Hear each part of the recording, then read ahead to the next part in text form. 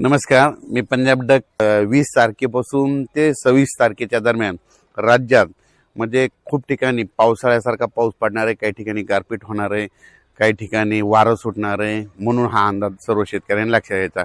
सुरुवातीला आपण काय करू पाहू. आपण सुरुवातीला सांगतो कोल्हापूर जिल्हा, सातारा जिल्हा, पुणे जिल्हा, त्याच्यानंतर अहिल्यानगर, त्याच्यानंतर आंबेगाव तालुका, जुन्नर तालुका, त्याच्यानंतर इकडे कराड तालुका, इकडे दोन, बारामती, पाथर्डी, पैठण, वैजापूर, गंगापूर, शिर्डी, राहता ह्या परिसरात. त्याच्यानंतर इकडे बीड जिल्ह्यामध्ये कळंब तालुका, त्याच्यानंतर कळंब तालुका, धारूर तालुका, त्याच्यानंतर म्हणजे बीड जिल्ह्यात बऱ्याच ठिकाणी म्हणजे बऱ्याच ठिकाणी पाऊस पडणार आहे. त्याच्यानंतर लातूर जिल्ह्यात देखील खूप ठिकाणी पाऊस पडणार आहे. म्हणून हा अंदाज सर्व शेतकऱ्यांना लक्ष द्यायचा. नांदेड जिल्ह्यात देखील पाऊस पडणार आहे, म्हणजे 20 पासून ते 26 दरम्यान. म्हणून हा शेतकऱ्यांना अंदाज घ्यायचा. गारपीट देखील होणार आहे, पाऊस देखील पडणार आहे. लातूर जिल्ह्यात देखील गारपीट होणार आहे, बीड जिल्ह्यात देखील गारपीट होणार आहे, अहिल्यानगरकडे देखील खूप गारपीट होणार आहे. त्याच्यानंतर बारामती त्या साईडनं तर खूप गारपीट होणार आहे. बारामती पुणे जिल्ह्यात खूप गारपीट होणार आहे. त्याच्यानंतर संगमनेर त्या भागात देखील खूप गारपीट होणार आहे. त्याच्यानंतर नंदुरबार जिल्हा, धुळे जिल्हा, जळगाव जिल्हा, संभाजीनगर, जालना, परभणी, बुलढाणा जिल्हा, त्याच्यानंतर नांदेड जिल्हा, हिंगोली जिल्हा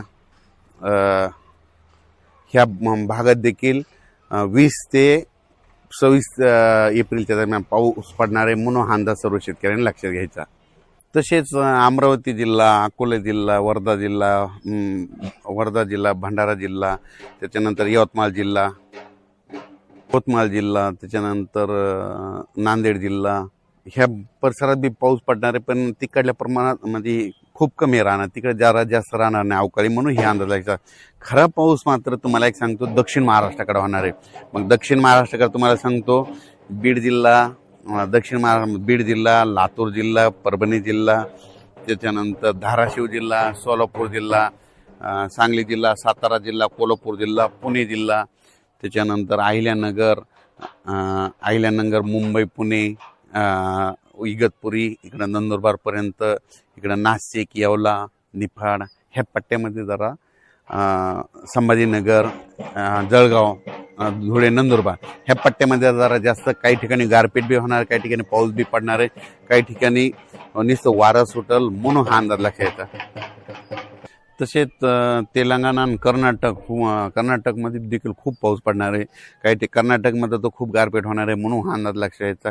लातूर जिल्ह्यात देखील गारपीट होणार आहे, धाराशिव जिल्ह्यात गारपीट होणार आहे, सोलापूर जिल्ह्यात गारपीट होणार आहे, कोल्हापूरकडे देखील होणार आहे, साताऱ्याकडे देखील होणार आहे, पुणेकडे देखील होणार आहे, बारामती त्याच पट्ट्यात होणार आहे, बारामती 2 त्या पट्ट्यात देखील गार होणार आहे, कडाष्टी बीडकडे त्या पट्ट्यामध्ये देखील काही भागात गारपीट होणार आहे.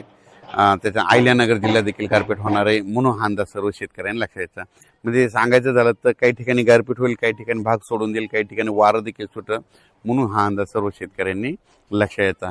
आणि ज्यांचा कोणाचा कांदा असेल, हळद असेल तर तुम्ही काय करा, आणखीन 2 दिवस म्हणजे उद्याची 18 आणि परवा दिवशी 19 2 दिवस आणखीन शेतकऱ्यासाठी चान्स आहे.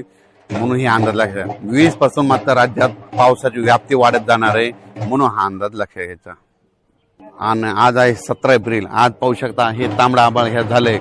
जर तांबडा आभाळ झालं, आता तुम्हाला शेतकऱ्याला सांगतो ज्या ठिकाणी असं तांबडा आभाळ आज होईल, उद्या होईल की आणि परवा देखील होईल, 19 तारखेला होईल, त्या ठिकाणी वाटल्यास त्याचा फोटो काढून ठेवायचा. बघा 3 दिवसात पाऊस येते की नाही हे अंदाज तुम्हाला निसर्ग देत आहे. कांद्यावरचे जे शेतकरी आहेत उत्तर महाराष्ट्राखाली म्हणजे नंदुरबार जिल्हा, धुळे जिल्हा, जळगाव जिल्हा, नाशिक जिल्हा, निफाड जिल्हा, येवला तालुका, अंदोरसूर, त्याच्यानंतर शिर्डी, राहता, कोपरगाव, राहुरी त्या पट्टा, त्याच्यानंतर संगमनेर तालुका, त्याच्यानंतर इकडं बीड जिल्ह्यामधले कांद्यावाले शेतकरी, त्याच्यानंतर 2 जिल्ह्यातले कांद्याचे शेतकरी, पुणे जिल्ह्यातले कांद्याचे शेतकरी, सातारा जिल्ह्यातले कांद्याचे शेतकरी, त्याच्यानंतर कराड भागातले कांद्याचे शेतकरी, त्यांनी काय करायचं. आणखीन तुम्हाला उद्याच्या दिवस चान्स आहे झाकून, उद्या काढून दुपारपर्यंत झाकून. मात्र परवा मात्र सोमवारपासून मात्र राज्यात चांगलं पावसाचं स्वरूप वाढत जाणार आहे. म्हणून हा अंदाज लक्षात घ्यायचा. अचानक वातावरण झालं तर परत एक मेसेज दिला जाईल. धन्यवाद.